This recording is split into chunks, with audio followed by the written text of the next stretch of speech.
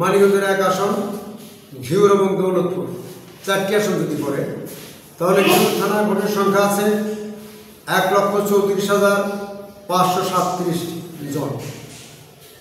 দৌলতপুর থানায় ভোট আছে 1,54,171 জন।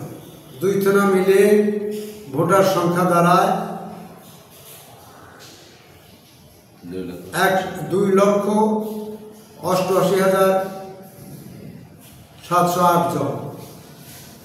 নির্বাচনী আইনে যেহেতু লেখা আছে 1 লক্ষ ভোটার থাকলে সেখানে একটি আসন হতে পারে, আমার এখানে 2,88,708 জন এবং প্রায় 3 লক্ষ ভোট।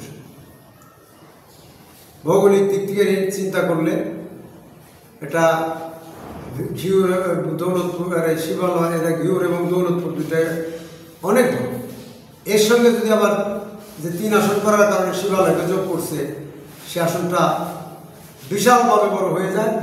দেখবেন সেখানে শিবালয়ে ভোটের সংখ্যা আছে 1,58,956 জন, 56 জন। তাহলে ঘিওর দৌলতপুর শিবালয়ে ভোটার সংখ্যা হবে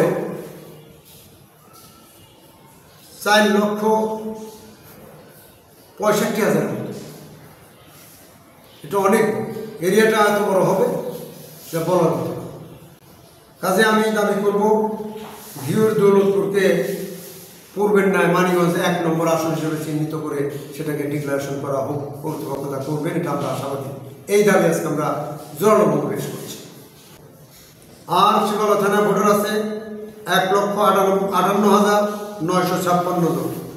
মোট মিলে মানিকগঞ্জ সংসদীয় আসন 2 হরিরামপুর শিবালয়ে ভোটের সংখ্যা হয় 3,01,978 জন।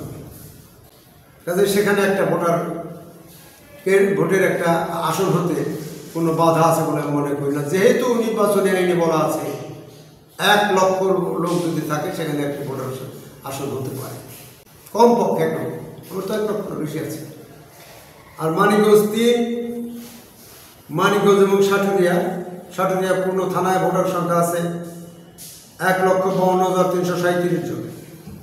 সদর ইউনিয়নে ভোটার সংখ্যা আছে 2,78,327। সেখান থেকে 3 ইউনিয়নের ভোটার সংখ্যা 65,000 বাদ দিলে এখানে ভোটার সংখ্যা থেকে 2,13,000। 2,13,000 আর 1,52,337 মিলে যোগ করলে দেখা যায় সাটুরিয়া মানিকগঞ্জের ভোটার সংখ্যা দ্বারা 3,65,337 জন। কাজে এখানে ভোটার প্রচুর আছে। আর শুধু দৌলতপুর ঘিওরে ভোটার সংখ্যা 2,88,708 জন। তার মানে এখানেও প্রায় 3 লক্ষ ভোটার। কাজে আমি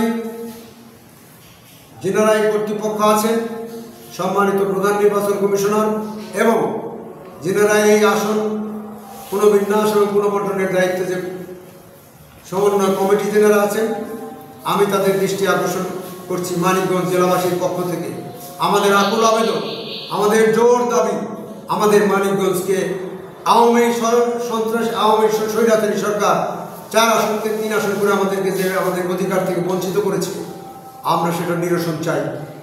এই আগামীতে যে নির্বাচন, আগামী 13ত্রয়োদশ জাতীয় সংসদ নির্বাচনের আগেই আমাদের মানিকগঞ্জের 4টি আসনকে অবশ্যই 4টি আসন বানানোর জন্য, 3টি আসন থেকে 4টি আসনে পুনর্বিন্যাস করার জন্য, পুনঃপ্রতিষ্ঠা করার জন্য, 4টি আসন পুনঃপ্রতিষ্ঠা করার জন্য আমরা মানিকগঞ্জবাসী জোর দাবি জানাচ্ছি সমন্বয় কমিটির কাছে এবং প্রধান নির্বাচন কমিশনারের কাছে।